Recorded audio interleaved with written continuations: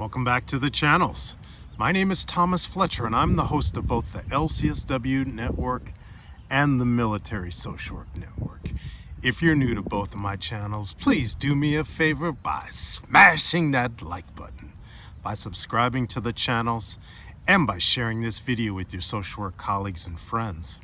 The purpose of both of these channels is to create a community of hope and support, where social workers can come for relevant news, information, and inspiration. Well, welcome back to another episode of Ask a Military Social Worker. So in today's episode, we're going to answer the question, should I join active duty or should I join the reserves as a social worker? We're just gonna do some, I don't have a script for this, we're just gonna talk.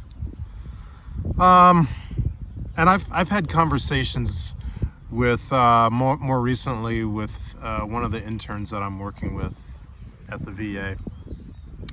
And obviously this is a very personal question. There's no right answer, there's no one size fits all answer. So I'm just going to maybe provide some guidelines for consideration. Yeah, guidelines for consideration. Again, there's no right or wrong answers to all of this. It's going to depend on a lot of factors. I think the first factor that will strongly have an influence on whether you go active duty or reserves is your age. I think that's probably the first and most important factor. If you are, at the beginning of your social work career, and let's say you followed a traditional pathway, finishing college like around 20, 21, maybe 22, and then you went straight into an MSW program, finished about age 23, 24, maybe even 25 at the latest, and you're not, you don't have a family established. I mean, you don't have a family of your own. We all come from families of origin, but let's say you're still single, you have no dependents, and you could really live anywhere. You're open to really living anywhere, either around the country or even around the world. If you fit into these categories that I've described, single, early to mid 20s, open to living anywhere around the world, around the country, then you would have a lot more options as far as joining an active duty branch, whether it's the Army, the Air Force, the Navy, as a social worker, right?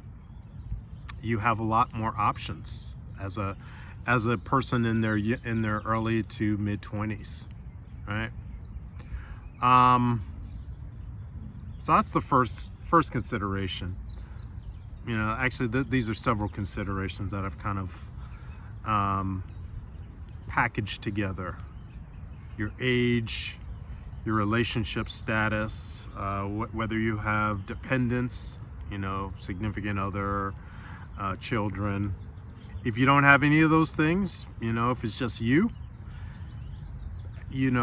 active duty is probably gonna, you will have fewer restrictions, let's put it that way. And it's not to say that you can't join active duty as an older person with a spouse and with children. People do that all the time. But certainly if you are unattached, you don't have kids, and you're willing to live anywhere, then active duty is probably again, you're gonna have a lot of options, right? So let's kind of think about another category that you may be in. So you may be older and you may have you may have the significant other, you may have the children, and because you have these attachments, you're considering that you don't want to move your kids around, although many active duty families live that lifestyle where their children may be changing schools every 2 to 3 years when they PCS, when the active duty service member does a permanent change of station, otherwise known as PCS, right? That's part of the military lifestyle. So again, there's no right or wrong answers to all of these. You could certainly be married, have kids, and be active duty. You could, and usually when people join active duty, they usually join active duty at earlier ages, younger ages. That's usually what happens.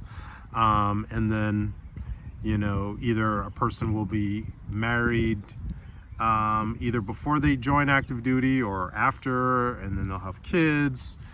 And if they decide that they want to have an active duty career, at least 20 years, then the spouse, the partner,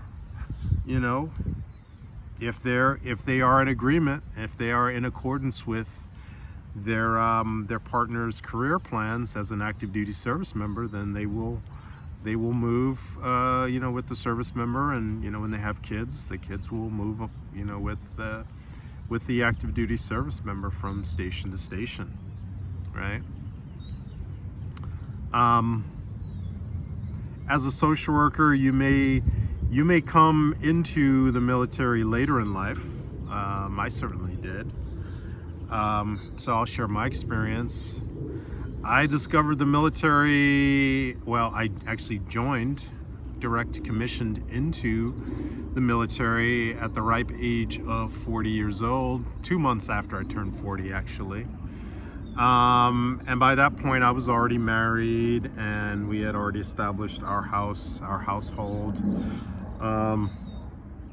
And neither my wife nor I were looking to have an active duty lifestyle. My wife was certainly supportive of me joining the reserve component of the US Army, and that's what I did. Initially, I joined the California Army National Guard as a social worker. And I've been very, very fortunate in the 14 plus years that I've served in both components of the reserve component of the United States Army, both Army National Guard and US Army Reserves. I've been privileged to find units that are local to me, meaning that my units were within a 20-mile radius from my home of record. So that afforded minimal disruptions in my life, in terms of personal life, civilian work, family life, right? And I was able to join without activating the age waiver. If I had joined after 42, I could have asked for an age waiver. So, and that's an option as a reservist. I'm not quite sure if active duty will give medical service corps personnel age waivers after 42 to join as a medical service provider. That's something you can look into. But I know as a reservist and as a Army National Guard service member, that is an option for medical personnel, that we can join after 42 with an age waiver, as long as we meet, the height and weight and the other medical, and they do allow medical waivers as well, at least for medical service personnel. So active duty versus reserves. It really comes down to, just as we wrap this video up, I think it really comes down to your values. Again, your family life, is Is your family supportive of you joining active duty? Are they supportive of you joining the reserves? That's really important, whether you join the active duty or the reserves. And again, as I mentioned earlier, many people join active duty either at the beginning of their relationships, and in some cases they may join as single individuals and then get married after they've been in the service. And then the spouse, you know, before they say I do, the spouse is, you know, hopefully they're having these critical communications with each other, speaking about, you know, career goals, career aspirations. You know, does the active duty service member, are they planning to stay in as a career service member, or are they only planning to stay in for, you know, to fulfill their minimum service obligation, and then they plan to get out and live a traditional civilian career, you know, lifestyle. So all those communications between the service member and their partner, their significant other, are really important in all situations. Whether the person is married and joining, whether the person is single and already in the service, and then they're, you know, engaging in courtship. And, you know, it's important that these discussions happen in terms of, you know, what does an active duty lifestyle look like? What does a reserve or a National Guard, you know, lifestyle look like? Not only for the service member, but for their family, for their significant other, for their children, right? So again, there's no right or wrong answers. I just wanted to have a conversation, but I would love to hear all of your thoughts about, you know, should a social worker, a military social worker, join active duty or reserves? And in some situations, there are individuals that have done both. They may start out in active duty, fulfill their initial, you know, contract, active duty contract, and then they decide they may want to get off that merry-go-round of active duty life and transition to being a reservist or a National Guard service member, so that they can get a little bit more time back in their life, a little bit more freedom in their life.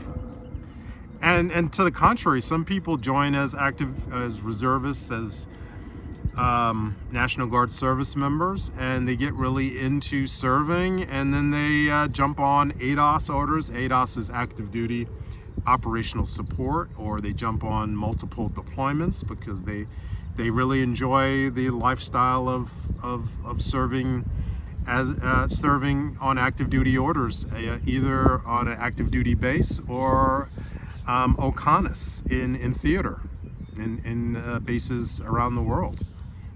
So it really, you know, there's a lot of fluidity joining the military as a social worker. There's a lot of fluidity. You can go from active duty to reserves. You can go from reserves to active duty. You can go from National Guard to reserves. You can go from National Guard to active duty, right? And you can go from National Guard to, you know, active duty orders. That's what I did about 5 years ago on a deployment. So lots of possibilities, lots of pathways that we have as military social workers in terms of, so again, it's really not a matter of either or. You can really do all of these different algorithms. Again, it really comes down to your values and what you want to get out of your experiences as a military social worker. So I'm going to stop right there, but I want to thank you all for watching this video. For all the social workers and other licensed mental health professionals, thank you for the work that you do every day, for your clients, for your agency, and for the profession.